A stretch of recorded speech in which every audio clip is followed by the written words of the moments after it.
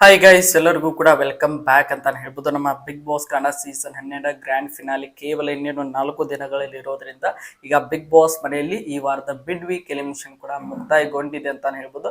ಒಟ್ಟಾರೆಯಾಗಿ 6 ಜನ mid weak elimination ಸಲುವಾಗಿ ನಾಮಿನೇಟ್ ಆಗಿದ್ರು. ಅದರಲ್ಲಿ ನಮ್ಮ ಧ್ರುವಂತ್ ಅವರು ಈ ವಾರ ಮಿಡ್ ವೀಕ್ ಎಲಿಮಿನೇಷನ್ ಅಲ್ಲಿ ಔಟ್ ಆಗಿದ್ದಾರೆ ಅಂತಾನೆ ಹೇಳ್ಬೋದು. ಅದಾದ ನಂತರ ಈಗ ಸದ್ಯ ಬಿಗ್ ಬಾಸ್ ಮನೆಯ ಸೀಸನ್ 12 ಟಾಪ್ 6 ಕಂಟೆಸ್ಟೆಂಟ್ ಗಳು ಉಳಿದುಕೊಂಡಿದ್ದಾರೆ. ಅದರಲ್ಲಿ ನಮ್ಮ ಗಿಲ್ಲಿ, ರಕ್ಷಿತಾ, ಅಶ್ವಿನಿ, ಕಾವ್ಯ, ರಘು ಹಾಗೆ ನಮ್ಮ ಧನುಷ್ ಗೌಡ ಅವರು ಒಟ್ಟಾರೆಯಾಗಿ 6 ಜನರು ಈ ಒಂದು ಸೀಸನ್ ನ ಟಾಪ್ 6 ಕಂಟೆಸ್ಟೆಂಟ್ ಗಳು ಅಂತಾನೆ ಹೇಳ್ಬೋದು. ಈಗ ನೇರವಾಗಿ ವಿಷಯಕ್ಕೆ ಬರೋದಾದ್ರೆ ಈ ಉಳಿದಿರುವಂತಹ 6 ಜನ ಸ್ಪರ್ಧಿಗಳ ಪೈಕಿ ಈ ಒಂದು ದಿನದ ಅಂದ್ರೆ ಇವತ್ತಿನ ಗುರುವಾರದ ವಿನ್ನರ್ ಸರ್ವೆಯನ್ನ ಈ ಒಂದು ವಿಡಿಯೋದಲ್ಲಿ ನೋಡ್ತಾ ಹೋಗೋಣ.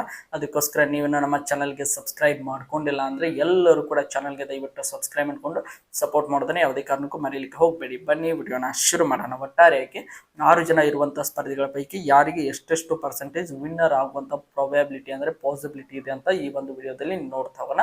ಬನ್ನಿ ವಿಡಿಯೋನ ಶುರು ಮಾಡೋಣ. ಮೊದಲನೇದಾಗಿ 6ನೇ ಸ್ಥಾನದಲ್ಲಿರುವಂತಹ ಸ್ಪರ್ಧಿ ನಮ್ಮ ಧನುಷ್ ಗೌಡ ಅಂತಾನೆ ಹೇಳ್ಬೋದು. ನಮ್ಮ ಧನುಷ್ ಗೌಡ ಅವರಿಗೆ ಈ ಒಂದು ಸೀಸನ್ ನ ವಿನ್ನರ್ ಆಗುವಂತ ಪಾಸಿಬಿಲಿಟಿ ಇರೋದು ಕೇವಲ 1% ಅಂತಾನೆ ಹೇಳ್ಬೋದು. ಆ ಒಂದು ಕಾರಣದಿಂದಾಗಿ ಇವರು 6ನೇ ಸ್ಥಾನದಲ್ಲಿ ಇದ್ದಾರೆ ಅಂತಾನೆ ಹೇಳ್ಬೋದು.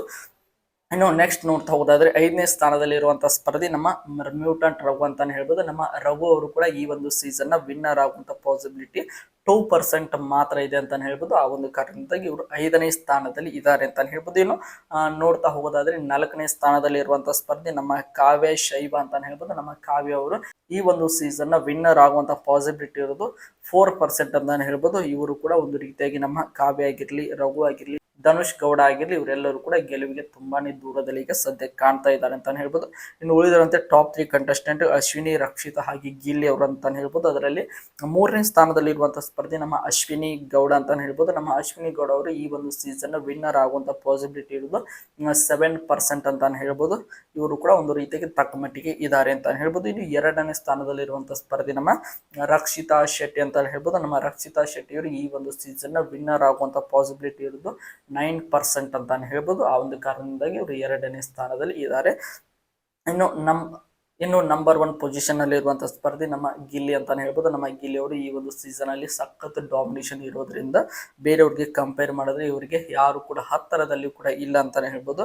ಹಾಗಾದ್ರೆ ನಮ್ಮ ಗಿಲ್ಲಿ ಅವರು ಈ ಒಂದು ಸೀಸನ್ ವಿನ್ನರ್ ಆಗುವಂತ ಪಾಸಿಬಿಲಿಟಿ ಇರೋದು 77% ಅಂತಾನೆ ಹೇಳ್ಬೋದು. 77% ಒಂದು ರೀತಿಯಾಗಿ ವಿನ್ನರ್ ಆಗುವಂತ ಪಾಸಿಬಿಲಿಟಿ ನಮ್ಮ ಗಿಲ್ಲಿ ಅವರ ಹತ್ರ ಇದೆ ಅಂತಾನೆ ಹೇಳ್ಬೋದು. ಬೇರೆಯವ್ರಿಗೆ ಕಂಪೇರ್ ಮಾಡಿದ್ರೆ ಇವ್ರಿಗೆ ಯಾರು ಕೂಡ ಹತ್ತರದಲ್ಲಿ ಕೂಡ ಇಲ್ಲ ಅಂತಾನೆ ಹೇಳ್ಬೋದು. ಇದು ಇವತ್ತಿನ ಗುರುವಾರದ ಒಂದು ವಿನ್ನರ್ ಸರ್ವೆ ಅಂತಾನೆ ಹೇಳ್ಬೋದು. ನಿಮ್ಮ ಪ್ರಕಾರ ಈ ಒಂದು ಸೀಸನ್ ಅನ್ನ ಯಾರು ಗೆಲ್ಲಬೇಕು ಎಂಬುದನ್ನ ಕಮೆಂಟ್ ಬಾಕ್ಸ್ ಅಲ್ಲಿ ಕಮೆಂಟ್ ಮಾಡಿ ಅಂತ ಹೇಳ್ತಾ ಈ ಒಂದು ವಿಡಿಯೋನ ಮುಗಿಸ್ತಾ ಇದ್ದೀನಿ. ಎಲ್ಲರಿಗೂ ಕೂಡ ಧನ್ಯವಾದಗಳು. ಹೀಗೆ ಸಪೋರ್ಟ್ ಮಾಡ್ತಾ ಇರಿ, ಲೈಕ್ ಮಾಡಿ, ಶೇರ್ ಮಾಡಿ, ಹೇಗೆ ಸಬ್ಸ್ಕ್ರೈಬ್ ಮಾಡ್ಕೊಳ್ಳಿ.